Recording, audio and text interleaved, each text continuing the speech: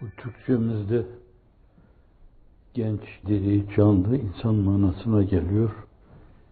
Seyyidina Hazreti Musa'ya refakat eden de o da feta tabiriyle yine fütüvet vurgusunda bulunularak anlatılıyor.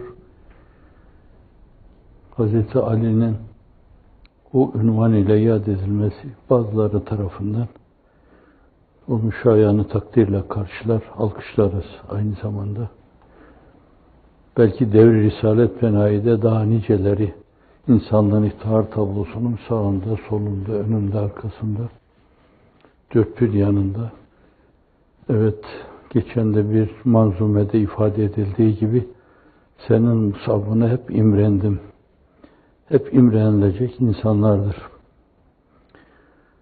Fakat yani o meseleleri sadece tarihi birer vakı olarak böyle görme, duyma, bilme ve ifade etme meselesi değil de esasen insanın içinde çok ciddi o çerçevede olma arzusunun oluşması. O da sürekli insanın her gün dünyaya daha farklı bir göz açmasıyla, daha farklı bir dirilişiyle alakalı. Ancak öyle olabilir yani. Yani her gün bir kere daha imanını yenilemek. Ceddidu imaneküm bi la ilahe illallah. Sahabi felsefesiyle Teala nü'min saaten. Gel hele şöyle bir saat yeniden seninle iman edelim mevzu. Böyle taklide gördüğümüz şeylere bağlı yaptığımız ibadet-ü taat, evrad-ü eskar, hatta bizim tefekkür zannettiğimiz, tedebbür zannettiğimiz, bakma etme filan, esasen bunlarla çok bir yere varılamaz. İnşallah varanlar vardır yani. Okuyup ettiği, anlattığı şeyler. Bir burada tehlikeli bir şey de antiparantez. İnsan okuduğu, ettiği şeyler, yazdığı, çizdiği şeylerle esasen başkalarına bir şey anlatma gafleti içine düşebilir. Sanki kendisi müstahni gibi ondan. Mesela tekvini emirleri hallac eder. Tahlillere, terkiplere tabi tutar. Fakat bununla başkalarına ders verme gayreti içinde bulunur. Esas bütün mesele insanın kendine yönelik olması. Kendini bir mercek haline getirmesi, kendisini bir mirsat haline getirmesi, başkalarına bakarken bir yönüyle kendini bir gözlük gibi kullanması lazım. Mesele inanılan şeylerin tabiata mal edilmesi. Bunun için de belki sürekli tedebbüre, teemmüle, tefekküre ihtiyaç var ama fakat bütün bunlarda esasen başkalarına bir şey anlatıyor gibi değil de esasen bunlar bana göre şeyler yani. Bugün yeni bir şey daha, mesela kulakla alakalı, özür dilerim, kulakla alakalı bir şey. Bugün o kulak merceğiyle esasen imanını bir kere daha gözden geçirme. Külliyatta esasen bu meselelere böyle ayrı ayrı temas edildiği gibi. Gözden bahis mevzu yapıldı. İşte Gazali İhyası'nda diyor yani, tabakalarından, 6 tabakasından bahsediyor. Gelin bunu bir analiz edelim. Bir kere daha bir de göz merceğiyle esasen imanımızı kontrol edelim. Bir de o zaviyeden bakalım. Onu bir rasathane gibi yapalım. İmanımıza o zaviyeden bakalım demek. İmanı canlı tutabilmek için sürekli onu besleyen bazı şeylerin olması lazım. Yoksa ülfet ve ünsiyetle o şekle inkılap eder, surete inkılap eder. Böyle namaz diye yatar kalkarsınız, oruç diye aç durursunuz, haç diye bir seyahata gidersiniz, çıkarsınız. Bunların hiçbirini de hafife almıyorum yani, bir şey ifade eder bunlar. Fakat bir şey ifade etmesi bence onu müptedilere emanet etmek lazım. İşin mebdeinde daha bu işe ilk adımı atanlar, o ilk basamaktır, evet doğru, oraya adım atmaları lazım. Fakat senelerce bu işin içinde böyle tepinip durma gibi bir tabir geldi dilime de bu başkaları için kullanır.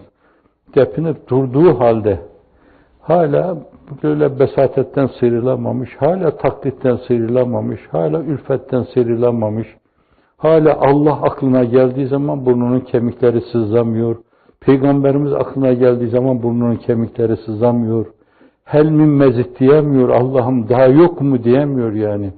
Hakikaten zat-ı üluhiyeti hazır ve nazır görüyor gibi olsa, hazır ve nazır duyuyor gibi olsa, baktığı her şeyde onun tasarrufatı subhaniyesini temaşa etmeyle, arkasında efali ilahi, esma-i ilahi, sıfatı subhaniyeyi temaşa ediyor gibi olsa, adımını atarken hep dikkatli, o beni görüyor mülahazıyla atsa, fakat bunlara kanaat etmemeli.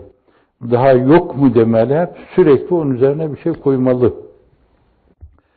Zannediyorum imanın temelden bir sarsıntı yaşandığı dönemde esas gerçek fütüvet bu mevzudadır. Yani bir dönemde insanlar İstanbul fethine gidebilirler, Viyana fethine gidebilirler. Yine işin arkasında derin bir iman vardır esasen. Mücahit olma, fatih olma mülahazası vardır.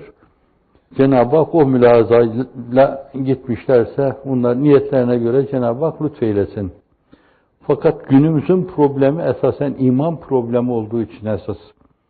Bugün sürekli böyle imanda her gün sabah bir yenilesek, öğlende bir kere daha yenilesek, akşamda bir kere daha yenilsek, 5 vakit namazda bir kere daha yenilesek, ayakta dururken bir kere daha duysak Rabbimizi, rükûa giderken bir kere daha tir tir titresek, secdeye varırken orada bir kere daha tir tir titresek, buna ihtiyaç var. Eskilerin ifadesiyle eşeddi ihtiyac ile buna muhtacız. Çünkü iman bu asırda, bu çağda temelinden sarsıldığından dolayı zannediyorum esas yiğitlik o mevzuda olacaktır. Yani iman mevzunda olacaktır. O olunca zaten öyle imanlı bir fütüvete bir yönüyle bakan, vabeste bulunan şeyler belki kendi kendine halledilecek. Ben duydum, ettim bunu. Bir yönüyle içtenleştirdim, tabiatıma mal ettim, onun bir derinliği haline getirdim. Bunu artık böyle yeme, içme, kendi hesabıma yatma veya başka beşeri ihtiyaçlarımı yerine getirme ölçüsünde tabiatımın bir gereği olarak kabul ediyorum. Nasıl olur bu? Ben bunu başkalarına duyurmazsam. Ayıp olmaz mı bu? Böyle güzel bir şeyim. Rabbimi bu ölçüde başkalarına tanıtma mevzuunda şu tabii şeylerim gibi ben de onu tabii olarak esas kabul edip başkalarına anlatma. Bu da halli olur, temsilli olur esasen. Sözle değil yani. Ben zannetmiyorum. Yani söz, halim ve temsilin bir yönüyle dili olmuşsa müessir olmuştur. Yoksa esas müessir olan haldir, üzerinde durulabilir, durulmaya değer ve temsildir esasen. Ve insanlığın itaat tablosunun sallallahu aleyhi ve sellem en müessir yanı da belki onun aldığı o mesajları kendi tabiatına mal ederek bir mirat-ı mücella gibi etrafa aksettirmesiydi. Yukarıdan gelen şeyler, namütenahiden gelen şeyler o mirat-ı mücellaya aksetmek suretiyle esasen çevreye aksediyordu. Efendim, ne oluyor? İzâ ru'iye zükirallah. Görüldüğü zaman Allah hatırlanıyor. Sürekli öyle bir tavrı var ki onun böyle tavrına bakınca diyorsunuz bu Allah karşısında duruyor gibi duruyor. Şekil değil yani, söz değil. Müslümanlık adına destanların kesildiği fakat canına okunduğu, ırzına geçildiği bir çağda yaşıyoruz. Evet, bu tabir belki galiz oldu. Ben Müslümanım diyenler esasen Müslümanlığın namusuna dokundular. Müslümanlığı yerle bir ettiler bunu. Oyuncak haline getirdiler. Çocuk oyuncağı halinde, bilyası halinde bence onunla bir yerlere varmak istediler. Bir yarışı onunla gerçekleştirmek istediler. Bir ipi onunla göğüslemek istediler. Onu kullandılar. Ayaklarının altına aldılar onu. Böyle bir dönemde sabah bir iman yenilemesi, kuşlukta bir iman yenilemesi, salat-ı duha ile öğlende bir iman yenilemesi, ikindide yeniden bir iman yenilemesi, ceddidü imanekum bi la ilahe illallah. Mabudu bil hak, maksudu bil istihkak odur. Muhammedur Resulullah sallallahu aleyhi ve sellem Allah'ın Resuludur, elçisidir. Bize ondan gelen mesaj budur. Fütüvet, kerem, esas bir yönüyle herkese ikramda bulunma hali. Kerim Cenab-ı Hakk'ın isimlerinden, mükrim de Cenab-ı Hakk'ın isimlerinden. Biri başkalarına ikram eden manasına geliyor, biri zatında esasen ikram etme esas zat-ı ülûhiyetin muktezası manasına geliyor. İkisi de. Dolayısıyla yani fütüvvet dediğimiz şey Cenab-ı Hakk'ın tehallakû ve ahlakillah fetvasınca esasen bir yönüyle onunla ittisaf etmek. Keremle ittisaf etmek. Kerim olmak bir yönüyle mükrim olmak ve bunların hepsi insanlara konulmuş adlardır aynı zamanda. Kerim, Abdülkerim değil de Kerim de konulmuştur. Bazı isimler tek başına kullanılmaz. Abd denir yani. Abdullah, Abdurrahman, Abdurrahim denir.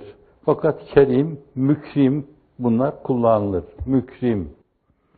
İffet bir yönüyle duyguda, düşüncede, hisse, tabiatta, cismaniyette esas afif olma, namuslu olma.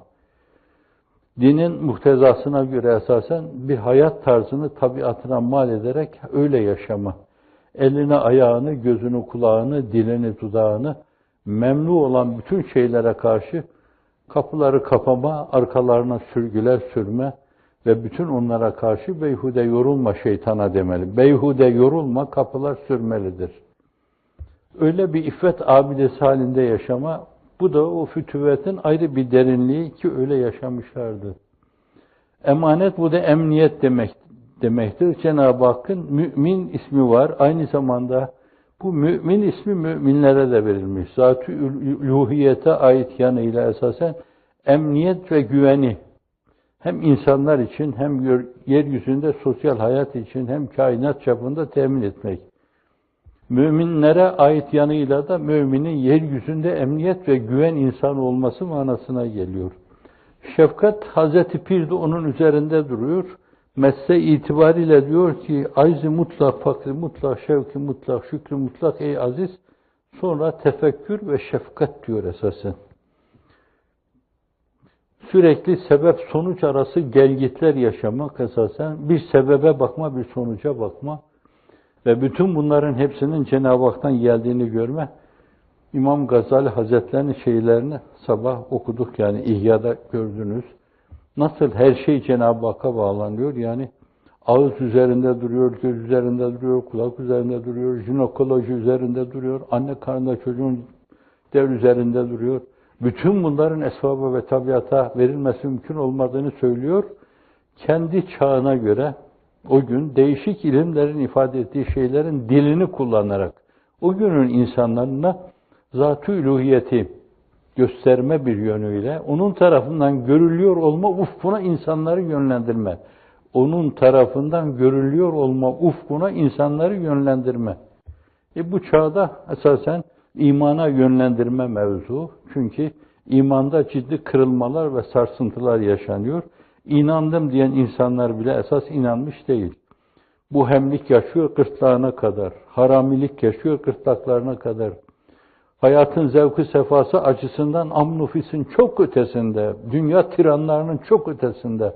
Fırsat ele geçince milleti soyup soğana çevirme ve aynı zamanda kendisi firavunlar gibi, diktatörler gibi, tiranlar gibi yaşamam. Ama Müslümanlığı da kimseye vermeme. Hatta siyasi İslamiyet filan, siyasal İslamiyet diyorlar. Evet, burada kesip bir şey söyleyeyim. Vallahi yalan, billahi yalan, tallahi yalan.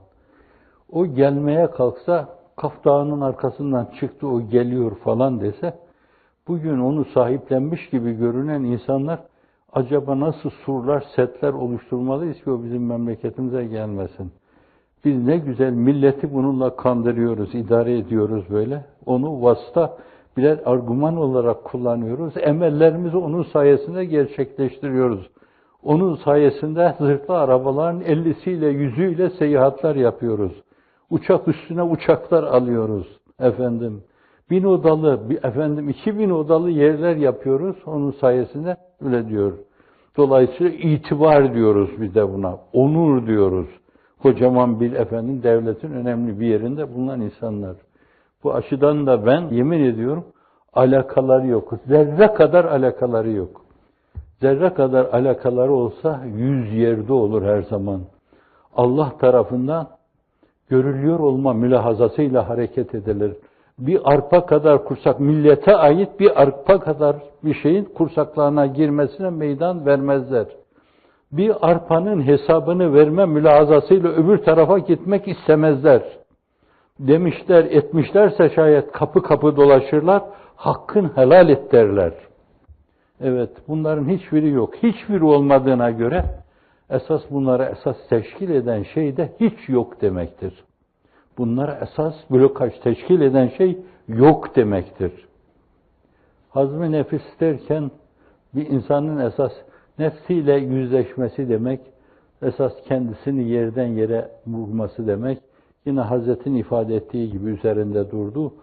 Hazreti Ömer Efendimiz'e müsned bir beyanda hasibu enfuseküm kable en tuhasebu, son bazı yazılıp çizilen şeylerde ifade edildiği gibi insanın kendisiyle yüzleşmesi esas. Kendisini dabbağın deriyi yerden yere vurduğu gibi vurması. Fazilet filan dendiği zaman da esasen Allah Allah, benim nereme yakıştırıyor bunlar bunu?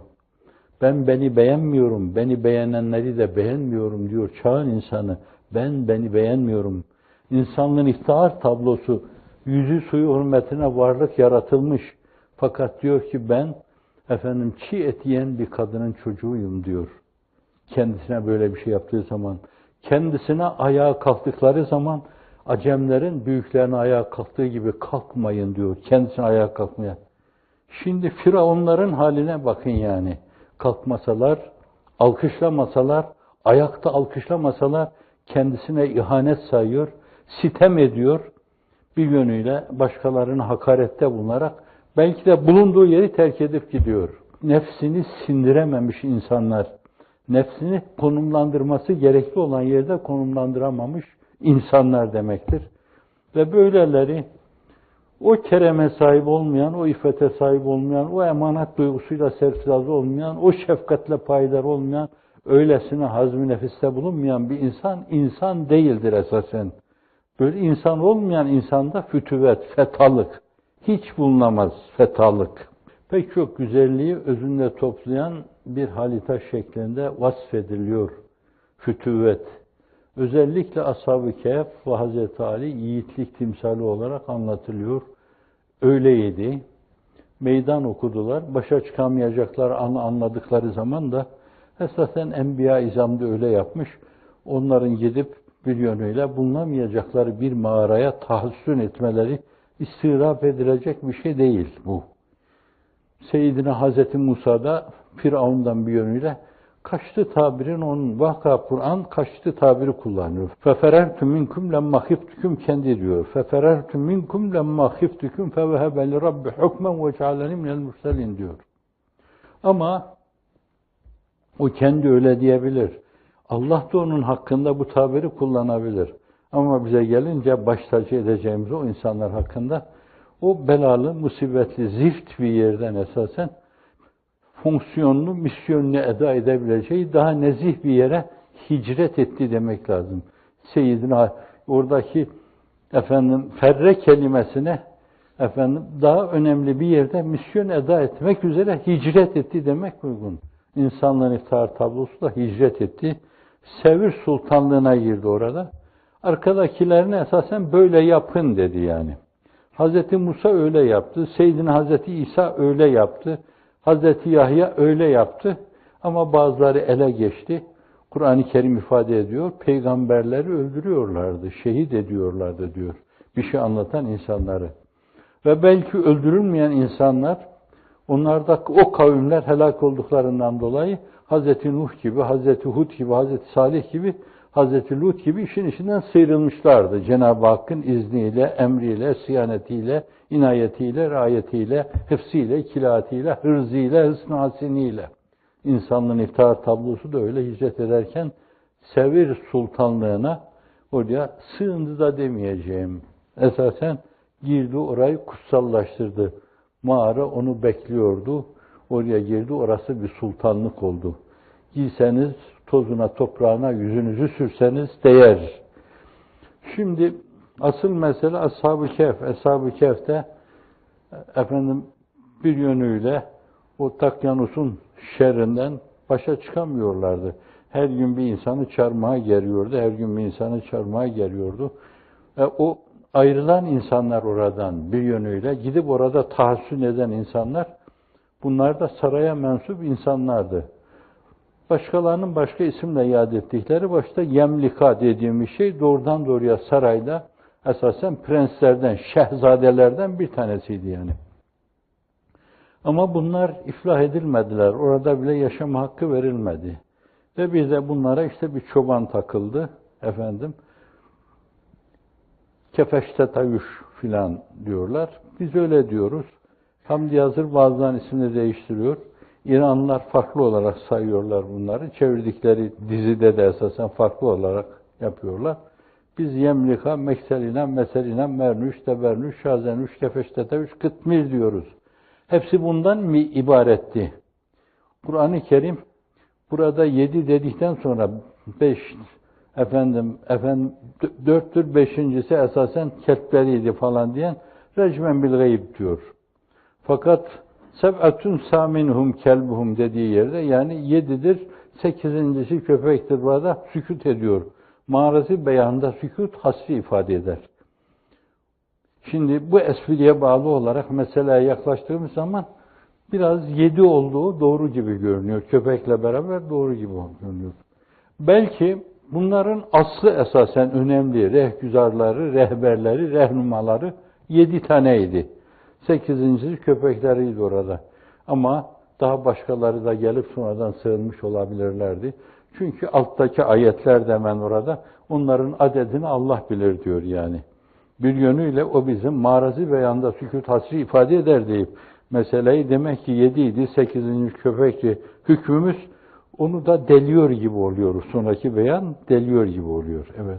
Bunlar da bir yönüyle yaşamalarını yaşatma meselesine bağlı olarak değerlendirdiklerinden dolayı eğer onun namı celini dünyaya duyurursak, duyurabilirsek yaşamaya değer. Bundan sonra gözümüzün ağrısı onu duyurmak. Onu duyurma varsa biraz daha yaşayalım. Yok onu duyurma meselesi yok. Söz konusu değilse yaşamanın da anlamı yok. Anladınız değil mi bunu? Evet. Ve nitekim bu mülahazaları bir gün onlar hayata yeniden geriye döndüklerinde bakıyorlar işte ne kadar sene sonra, 309 sene. O kadar sene sonra dirildiklerini gören insan orada o bölgenin bütün insanları torunun 80 yaşında geliyor oraya. O da kendi kızıyla geliyor oraya. Görüyorlar onları. Dünya kadar insan iman etmiş. Demek yani maksat hasıl oldu artık. Bizim yaşamamızın anlamı yok. Biz öbür tarafa göç edebiliriz esasen. Dolayısıyla bir daha gözlerini açmamak üzere yumuyor. Bu dünyaya gözlerini yumuyor. Öbür dünyaya gözlerini açıyorlar. Zaten hep bir gözleriyle hep öbür tarafa bakıyorlardı. Sol gözleriyle dünyaya nimunigahta bulunuyorlardı. Ashab-ı Kehf öyleydi. Hazreti Ali yiğitlik timsali olarak anlatılıyor. Onda da şüphe yok yani. Kendi döneminde değişik batıl düşünceler, bir Harurilerin Harevra'da batıl düşünceleri, her şeyi zahire hamletmeleri, bugünkü IŞİD gibi, bu Kahram gibi, Mürabbitin gibi, daha önce de aynı türden yaşamış insanlar gibi, onlar da böyle meseleyi zahire hamlederek veya hariciler gibi çok ciddi gayelerle baş başa kalmıştı. Bir yerde Hazreti Pir-i Muganşem-i Taban diyor ki hani faikiyet ifade etme adına. Hazreti Ebu Bekir, Hazreti Ömer döneminde, Hazreti Osman döneminde hususiyle sadri evvelinde onun. Esasen o türlü problemlerin olmaması, onların problemleri yatırma, problemlerle başa çıkma mevzuunda bir faikiyetleri var, bir rüçhaniyetleri var. Fakat bir yönüyle de Hazreti Ali Efendimiz'e kendi dönemindeki hercü merç bir yönüyle adeta Yecüc Mecüc'ün ilk defa bir yönüyle öncü kolları ortaya çıktığı dönemde Ali gibi birisi olması lazımdı ki dayanabilsin diyor. Şimdi burada da mercuh raciye tereccüh ediyor yani. Onun döneminde, Hazreti Ebubekir döneminde irtidat hadiseleri var. Fakat Hazreti Ali Efendimiz döneminde mesele Kur'an argümanlı, sünnet argümanlı, onun karşısına çıkan Günümüzde olduğu gibi Müslüman görünümündeki Taylasanlılar esasen karşısına çıkmışlardı. Ve dolayısıyla bunlara aldananlar çoktu. Fakat orada başa çıkamadılar onunla. O misyonu devam ettiriyordu. Ne var ki bu defa arkadan hançerlettiler onu yani. Mescide giderken hançerlettiler. Haşa ve kella onu fitnenin başı gibi görüyorlardı. Başa çıkamadıklarını anlayınca bu defa öyle. Hani bir arkadaşınıza ölsün diye 50 defa ölümüne büyü yaptıkları gibi. Bu neyi gösteriyor? Onların yaptıkları fitne ve fesatta yeterli bulamamanın. Hınçlarını bunu öldürelim de tamamen meseleyi kökünden kurutalım mülahazasıdır. 50 defa. Tutar tutmaz. Efendim, bu aynı zamanda bir şeyin insanlığın iftihar tablosuna yaptığı gibi. Şayet büyüyle onu devirirsek esasen dolayısıyla çözülme olur mülahazası. Bakın, karı koca, biri o, biri de onun hanımı aynı zamanda. Efendim, bu bir yönüyle yaptıkları şeyler mezalim karşısında onu yeterli bulamama. Meseleyi tepede gördükleri gibi, bu da şirk esasen. Tepesi mefesi yok. Bu daire içinde herkes düz seviyede, herkes aynı seviyede, Kur'an-ı makuliyet içinde bir araya gelmiş, bir şeyin doğruluğuna inanmış. İnsanlık kardeşliğine inanmış. Humanizmin çok ötesinde ve üstünde bir şeye inanmış. Yeryüzünde onu gerçekleştirmeye matuf hareket eden, falanın filanın ölmesiyle dağılacak gibi değil. Allah'ın izniyle. Fakat onlar kendileri öyle düşündüklerinden dolayı, alemi nasıl bilirsin kendin gibi. Dolayısıyla şirke girerek Allah'ın lütfunu, ihsanı şahıslara mal ediyorlar. Evet. Antiparantez, hani tek ceketim var filan deyince de kalktı birisi dedi ki ne tek ceketi varmış. Efendim, ben yalan söylememek için arandığım dönemde askerleri ziyaret ediyordum. Hayatımda bilerek yalan söylediğimi hatırlamıyorum. Yalanın yarısını bile söylediğimi. Hatta o dediğim şey bile acaba günah oldu mu endişesini taşıyorum. Şimdiye kadar birisinin zannediyorum 300 tane yalanını, 300 tane de tenakuzunu, efendim yan çizmesini, efendim yanar dönerliğini tespit ettiler 300 defa. Geldi, ben askeri kışladayım, böyle önümde geziyor. Bir öyle geçti, bir de böyle geçti, yüzüme baktı. Ben aranıyorum, billboardlarda resmim var, ismim de yazılı.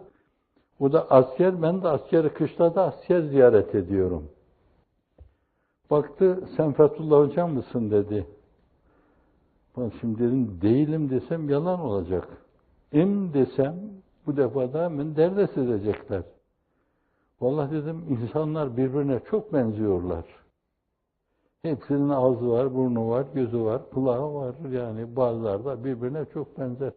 Yalanın mariz nev'inden bu kadarı bile beni rahatsız etmiştir. Hala sindiremiyorum içimde yani. Acaba orada başka ne diyebilirdim ben? Seyyidina Hazreti İbrahim bel fealehu kebiruhum bel feale, vakıf koyanlar da var, kebiruhum. Belki o işleri kendine kastediyor. Kebiruhum, büyükleri de işte şu falan diyor. Ama bağışlayın, lütfen bağışlayın. Enayiler zannediyorlar ki o putları kastetti. Bel fealehu kebiruhum. Bunu onların büyükleri yaptı. Onlar öyle anlasınlar. O da bel feale kebiruhum azza. Büyükleri de şu enayi, sizin gibi falan diyor. Yani onlara. Fakat mahşerde, mahkeme-i kübrada, madele-i ulada etrafında şefaat diye gidenlere o marizinden dolayı ben yapamam. Öyle bir tarizde bulundum ben. Çünkü o bir yönüyle hilaf-ı vakin urba değiştirmiş şeklidir. Biz müminiz. Meseleye böyle inanıyoruz. Ama birileri her gün birkaç tane yalan söylüyorsa alemi nasıl bilirsin kendin gibi. Bu da onun fütüvveti. Fütüvvetiyle serfiraz olsun. Evet, feta, Hazreti Ali'ye feta demişler. Hazreti Ali feta, ona canım kurban olsun. Ali yiğitlik timsali olarak anlatılıyor. Zamanın ve asrın şartlarının fütüvete kendi boyasını çalması söz konusu mudur? Ölü olması lazım da o çizgiyi, o zirveyi tutturmak zor yani. Ne Ashab-ı Kehf zirvesini tutturmak, ne Seyyidina Hazreti Musa zirvesini, ne Hazreti İsa zirvesini, ne Seyyidina Hazreti Ali zirvesini, ne Ashab-ı Kehf zirvesini tutturmak mümkün değil. Fakat hedefte o olmalı. Nübüvvet ulaşılmayan bir şeydir esasen. Fakat hedefte o olmalı. Allah'ım o kadar bu mevzuda bize de gayreti diniye ihsan eyle. Nam-ı Celili Sübhane'nin dört bir yanda bayraklaştırmak için elimizden gelen her şeyi yapalım. Havlayanlar arkamızdan havlayıp dursunlar. Bunları kale almayalım. İbn Hacer'in dediği gibi lev enne li külbin kelbin reva lev remite lem yebqa fil ardi hacera. Eğer bilmem ne yapan şeye bir taş atsan yeryüzünde taş kalmaz. Kale almadan doğru bildiğimiz yolda dosdoğru yürüyelim. Ashab-ı Kehf'in yürüdüğü gibi, Hazreti Ali'nin yürüdüğü gibi, Hazreti Ebubekir'in yürüdüğü gibi, Hazreti Ali'nin, Hazreti Osman'ın yürüdüğü gibi yürüyelim. Günümüzde de böyle bu mesele. Ancak zamanın şartlarına göre bazıları bazı dönemde kuvvet kullanıyorlar. Ashab-ı Kehf kullanmamış gördüğünüz gibi. Ne yapmışlar? İmanın elmas kılıcını kullanmışlar. Aklın, mantığın elmas düsturlarını kullanmışlar. Çağın esas sözcüsü de diyor, Kur'an'ın elmas düsturlarını kullanmak bu çağda. Maddi kılıç kınına girmiştir. Bazı dönemlerde el alem kılıçla karşınıza çıkıyor sizin. Bu dönemde Hazreti Ali Efendimiz haricilere karşı, Harurilere karşı öyle mücadele etmiş. Hazreti Ebubekir Efendimiz ehli irtidada karşı öyle hareket etmiş. Ama günümüzde o türlü şeyler tamamen kılıfına konmuş, buzdolabına da değil. Toprağa gömülmüş, dirilmemek üzere üzerine de kocaman kayalar konmuş, Kur'an denmiş, sünnet denmiş, hal ve temsille Allah'ın anlatılması denmiş. Mesele ona bağlanmış, onun dışında başka argümanlara hiç başvurulmamış. Günümüzün bence fütüvetinin esası bu. Eğer öyle bir dönemde olsaydı, size de Mus'ab gibi, İbn-i Cahş gibi, keşke onun önünde olsaydım, kalkan gibi bulunsaydım, Kıtmir çok defa düşünmüştür yani, keşke Mus'ab'ın yanında olsaydım, onun kolu kanadı kırıldığı zaman ben bu defa kolumu kanadımı kaldırsaydım. Ama acaba onu yapabilir miydim yani? Sahabinin tabiine dediği gibi, o dönemde çokları çok güçlü şeyler karşısında inhiraf ediyordu. Halinize şükredin yani. Cenab-ı Hak günümüzde taşınmayacak şey teklif etmemiş. Teklifi mala yutak yok. İnşallah taşıyamayacağımız yükleri bize yüklemeden bu emanetini taşımaya muvaffak kılar. Biz de çağın fütüvet ruhunu böylece temsil etmiş oluruz inşallah Teala. Bu hapishanedekilerine böyle bakılabilir ama çizgi kayması yaşamıyorlarsa, evet Allah Celle Celaluhu orayı bir yönüyle Ashab-ı Kehf'in Kehf Sultanlığı şeklinde, Sevr Sultanlığı şeklinde, Hira Sultanlığı şeklinde değerlendiriyor. Bir yönüyle öyle resmediyor. İçindekiler de zilliyet planında, izafiyet planında aynı zamanda o değerleri lütfediyor. Allah latiftir, lütfeder. Biz de onu çekiyoruz her gün. 129 defa Ya Latif diye, Ya men latifu lem yezel, ültuf bina fîmâ nezel, entel kaviyyü neccina, en kahrike yevmel halel, Allahu latifun be ibadi diyoruz. Onu öyle yad ediyoruz. Eltaf-ı Sübhaniyesinin dahasını beklemeye duruyoruz. Efendim, halilim, hastayım, ihtiyarım, bir ihtiyarım, el aman güyem, afcuyem, medet khahem, zidergahet ilahi. Selam.